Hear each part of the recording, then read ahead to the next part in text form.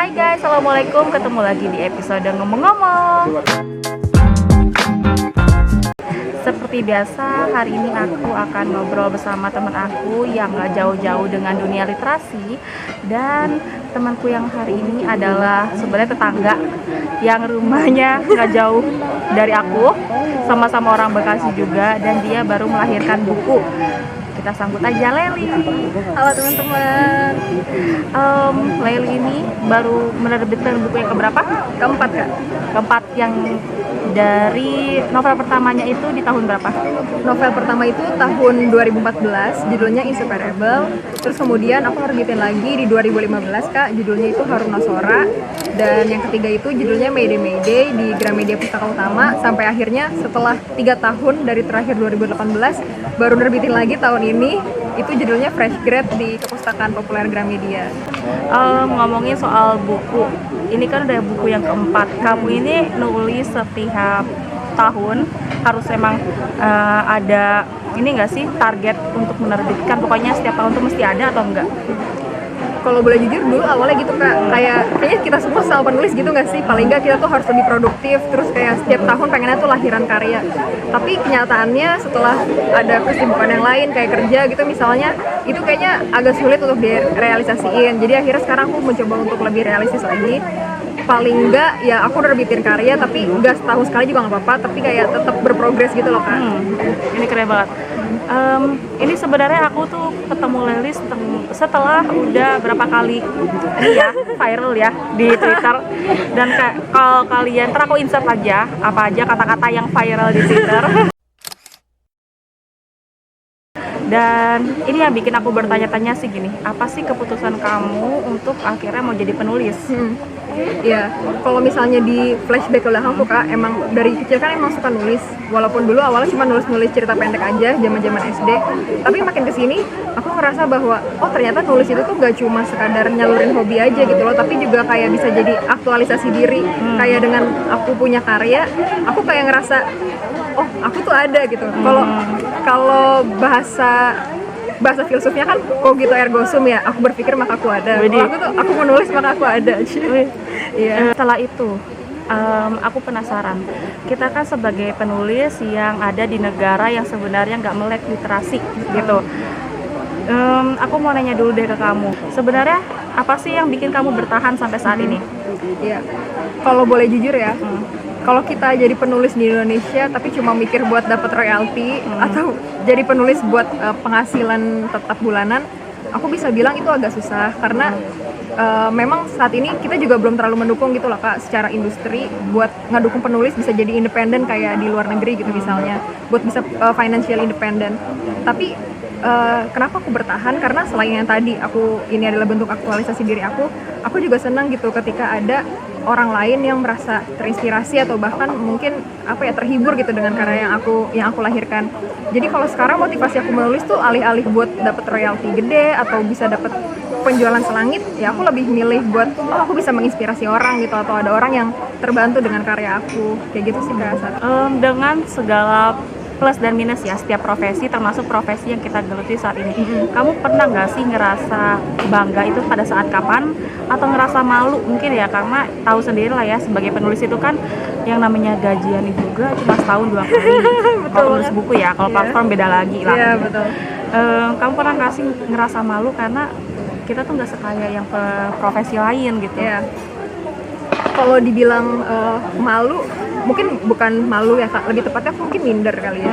Minder itu adalah ketika gini, kayak sekarang teman-teman mungkin juga udah tahu banyak banget loh penulis di Indonesia dengan yang punya fanbase yang banyak gitu. Jadi ketika dinerbitin karya tuh yang beli langsung berapa ratus ribu orang gitu misalnya.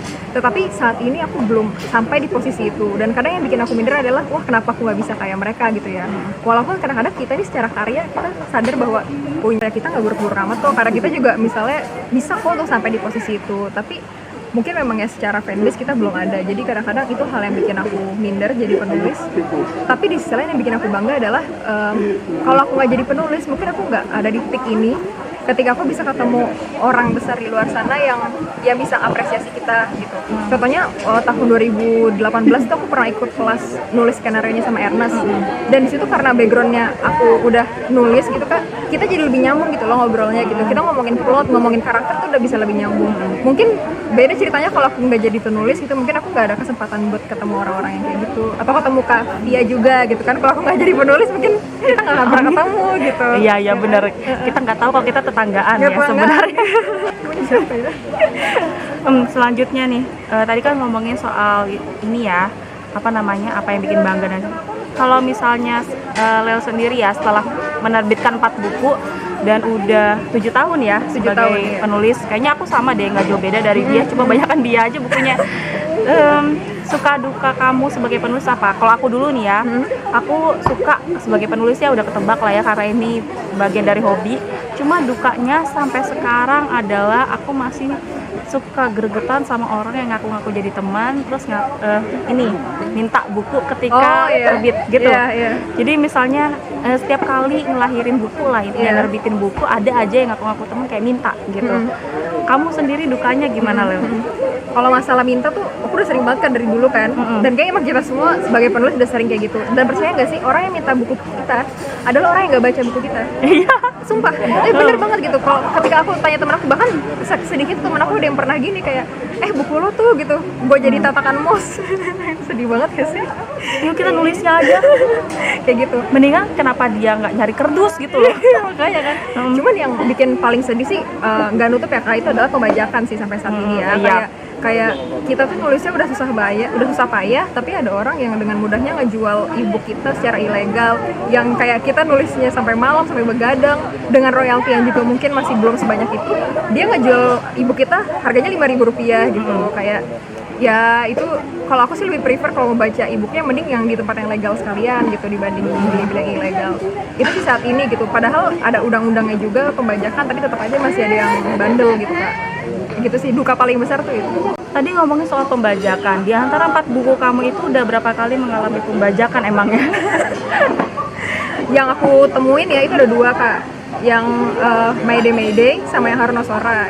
Itu ada pembajakannya, dan sebenarnya kita teman-teman penulis juga itu udah sempet kayak bikin kampanye untuk stop pembajakan, dan kita juga udah hubungin langsung pembajak itu, tapi nggak jera juga gitu, karena mereka sebenarnya punya satu kepala komunitas pembajak juga itu loh, jadi susah lah buat bunuhnya langsung gitu, kayak karena udah menjamur banget. Jadi ya saat ini ya walaupun itu nggak menghentikan kita untuk semangat berkarya sih Kak, cuman ya kalau bisa teman-teman sih beli karya yang original gitu. Waktu kamu akhirnya bertahan menulis juga ya Lel ya, itu juga bukan hal yang mudah di tengah industri yang sekarang ini. Kamu pernah nggak sih nemu hal-hal yang bikin kamu terharu gitu loh sebagai penulis? Apakah ada pembaca yang akhirnya bikin kamu, oh nih support sistem aku gitu? Ada nggak sih cerita-cerita unik kayak gitu? Ya, bisa dibilang sih emang pembaca tuh salah satu motivasi terbesar kita ya Kak, jadi penulis gitu. Karena kadang-kadang kalau mereka udah baca buku kita, terus mereka DM kita di Instagram atau mungkin kirim email ke kita buat kasih kesan-pesan, Kak aku udah baca loh gini-gini, tuh aku udah senang banget gitu. Bahkan dapat review di Goodreads, walaupun kadang itu reviewnya juga gak nyenengin, aku tetap seneng karena ada orang yang baca dan mau mereview gitu punya aku. Dan yang aku seneng sih apa ya, kayak ada dari mereka yang pernah kayak ngulas novel aku buat jadi tugas sekolah, terus kayak bikin drama kecil-kecilan gitu Kak, tugas bahasa Indonesia di drama-dramain gitu. Itu kan kayak lucu juga buat aku. Dan ada juga mereka yang kayak yang koleksi dari awal sampai akhir, terus bilang kayak, oh Kak Laili tulisannya udah berkembang loh dari pertama aku baca Inseparable yang masih kayak gitu sampai sekarang udah jauh lebih mature. Ya menurut aku itu kayak salah satu bentuk apresiasi banget gitu Kak buat aku. Tadi aku dengar soal itu apa namanya, dikoleksi sama pembaca, bahkan dijadiin drama. Aku ngebayangin kalau buku ini sebenarnya punya value. Kamu tuh penulis yang termasuk memperhitungkan moral value dalam tulisanmu, atau yaudah ngalir dulu aja? Kalau awal banget nulis itu niatnya sih ngalir dulu aja Kak gitu kan. Makan novel pertama aku tuh cenderung ke romance gitu alurnya. Tapi semenjak aku nulis novel kedua, sejak itu aku jatuh cinta sama genre realistic fiction ini gitu. Dan entah kenapa sejak itu aku jadi lebih fokus nulis ke sana, karena menurut aku di genre realistic fiction itu ada banyak isu yang bisa dieksplor, yang mungkin isu-isu yang bisa dibilang berat juga Kak, tapi kalau kita masukin ke novel itu jadi lebih apa ya, lebih membumi gitu buat pembaca. Jadi aku pengennya novel aku tuh nggak cuman kayak sekadar ya cerita biasa, tapi juga ada pesan buat terutama yang adult gitu kan, kayak novel yang baru ini kan tentang ya gimana kita menghadapi pendewasaan setelah kita lulus kuliah gitu, ketika kenyataan itu nggak kayak kenyataan itu nggak kayak ekspektasi gitu Iya. kan. Jadi aku pengen nyelipin moral-moral value itu gitu buat pembaca aku. Mungkin soal buku tadi kan Lelu juga ngomong ya, buku terbaru. Ceritain dulu deh buku terbarunya itu premisnya tentang apa, terus moral value yang diangkat itu kayak gimana. Jadi novel baru aku yang judulnya Fresh Grad ini, dia angkat sosok satu anak kuliah, sebenarnya dia baru banget lulus kuliah, dan dia sebenarnya punya segudang mimpi gitu loh, dan segudang rencana. Biasanya kita kan kalau setelah lulus kuliah kita pengen kerja di perusahaan ini, punya gaji tetap gitu, beli ini beli itu. Tapi ternyata ketika dia lulus kuliah, itu kenyataan tuh nggak kayak semua rencananya dia gitu.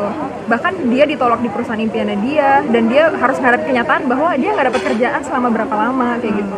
Yang mana sebenarnya itu nggak cuma dia yang ngerasain, tapi dalam kenyataannya juga kita banyak yang ngerasain kayak gitu kan Kak. Dan ketika aku riset waktu itu ternyata ada istilahnya Kak, namanya kayak graduate blues gitu. Ketika ada orang yang ngerasa galau ketika kok setelah lulus kuliah hidupnya jadi makin kayak gini ya, jadi pendewasaan tuh jadi lebih susah daripada sebelumnya gitu, ketika kita harus ya berhadapan dengan banyak masalah gitu, yang nggak cuma masalah kerjaan juga, tapi juga sama orang tua, sama temen gitu, yang teman mulai berubah segala macam. Jadi kurang lebih itu sih Kak, novel yang baru tentang itu. Aku ngebayangnya ini bagian dari cerita kamu sendiri. Itu berapa porsi? Ada realistik dari kehidupan penulisnya? Ada Berapa persen? mungkin 50-50 kali ya. Ini ditulisnya pas saat kamu mengalami hal yang sama dengan tokohnya. Nih bukunya nih ya, aku punya. Iya. Apa enggak? Iya, jadi waktu itu aku nulis ini tahun 2019, tapi sebenarnya pengalaman itu tahun 2018 Kak gitu. Waktu itu emang benar-benar baru lulus kuliah, terus ngerasain banget yang tadi gitu, ternyata walaupun kita punya IP yang misalnya mumpuni, itu nggak menjamin kayak langsung puas perusahaan nyari-nyari kita tuh nggak menjamin gitu. Dan ketika aku akhirnya nulis itu di blog pribadi aku, keresahan aku itu ternyata banyak teman-teman aku yang juga ngerasain hal yang sama gitu. Dan setelah itu juga editor aku tanya, kenapa ini nggak dibukuin aja Lel gitu, kenapa nggak diangkat jadi cerita aja biar orang juga banyak yang lebih relate gitu. Sampai akhirnya ya 2019 ketika aku udah lebih settle lah secara emosi, secara mental gitu, ya aku akhirnya mutusin buat nulis Fresh Grad ini. Jadi naskah ini pertama kali ditulis itu di tahun berapa dan selesainya selama berapa durasi pengerjaannya deh? Prosesnya itu berapa lama? Ya, pertama nulis 2019. Nulisnya lama banget sih Kak, jadi sampai awal 2021 kemarin tuh masih nulis sebenarnya, masih revisi-revisi banyak gitu. Karena awal tuh memang niatnya itu diterbitin 2020, tapi kan pandemi dan kita tahu pasar berubah banget semuanya, jadi akhirnya di hold dulu sampai akhirnya alhamdulillah terbitnya Oktober kemarin, Oktober 2020. Ini keren banget sih, karena pasti sambil kerja juga. Itu ngebagi waktunya gimana Lel? Kalau mungkin kayak Kavi juga kan pasti punya strategi gitu ya Kak, buat nulis di waktu-waktu yang senggang, padahal Kavi juga sebenarnya nggak senggang-senggang banget gitu. Kalau aku pribadi, aku selalu nyiapin waktu sekitar jam 3 pagi Kak, sampai azan subuh gitu buat nulis. Morning person ya? Iya, karena itu waktu yang, karena kalau misalnya kita nulis pulang kerja itu udah capek banget kalau buat aku, jadi iya, aku udah nggak mood lagi. Nah ketika kita udah tidur terus bangun ya lebih seger lah, jadi aku tiap pagi gitu jam-jam segitu, kadang-kadang kalau nggak mood ya satu halaman aja cukup, tapi kalau lagi mood ya diselesain gitu. Hal yang menyenangkan ketika nulis ini apa Lel? Yang menyenangkan itu karena Akhirnya apa terbit. ya? Akhirnya terbit ya. Mungkin lebih tepatnya karena bisa jujur kali ya Kak sama diri sendiri. Karena mungkin ini adalah salah satu bentuk refleksi aku juga ke diri sendiri. Yang mungkin aku dulunya anaknya ambisius banget gitu. Kayak pengen ini, pengen itu harus tercapai gitu, gimana pun caranya. Tapi ketika aku nulis ini, akhirnya aku sadar bahwa ada jalan keluar lain gitu yang bisa kita terima, tapi juga sebenarnya bisa bawa diri kita tuh tetap maju gitu. Jadi aku mencoba kayak mengoreksi diri aku juga di naskah ini, dan juga kayak menerima gitu, kayak oh ya udah Lel gitu, gagal juga nggak apa-apa kok gitu, toh gagal juga nggak bawa kamu jadi lebih buruk misalnya gitu. Jadi itu sih Kak, kayak ada katarsis gitu saat nulis ini gitu, jadi ngerasa yang ngerasa terwakili lah. Oke, terima kasih banyak atas share-nya hari ini. Dan ini udah bisa dapat di mana aja? Ya, sekarang Fresh Grad udah ada di toko buku Gramedia dan juga gramedia.com. Gramedia.com udah tersebar di toko buku dan e-commerce juga udah ada. E-commerce juga udah ada, Kak. Pastikan beli yang asli, Yang original. karena dia udah kena korban bajakan berapa kali. Kasian lah ya. Kasian dong sama aku ya. Sebenarnya kita boleh nggak sih kayak minta gitu kepada teman sendiri ya? Sebenarnya boleh aja kalau misalnya kita bagian dari tim risetnya. Ya, kita bantu, misalnya kita bantu ngedit, kita kasih masukan, kita bacain, kita pretelin apa yang salahnya sebelum terbit. Itu biasanya tanpa diminta pun udah dikasih stok ya gitu. Ini sebagai terima kasihnya penulis gitu. Tapi kalau misalnya kita nggak tahu prosesnya, itu aku prefer kayak sekarang nih aku mau beli dan aku harus ketemu sama kamu karena temen dekat gitu kan, karena sama-sama Tambun gitu Ya, aku juga makasih banyak buat Kavi udah diundang di sesi hari ini. Aku terharu banget waktu aku diajak Kavi, ayo kita ngonten di YouTube lah gitu, oke. Ntar ya. Akhirnya gitu ya diundang Kavi gitu. Padahal biasanya aku nonton dia jadi host di mana-mana gitu kan. Aku doain juga semoga channel ini sukses dan teman-teman jangan lupa like, subscribe, dan komen. Oke guys, terima kasih banyak udah nonton video ini. See you di video selanjutnya. Wassalamualaikum warahmatullahi wabarakatuh.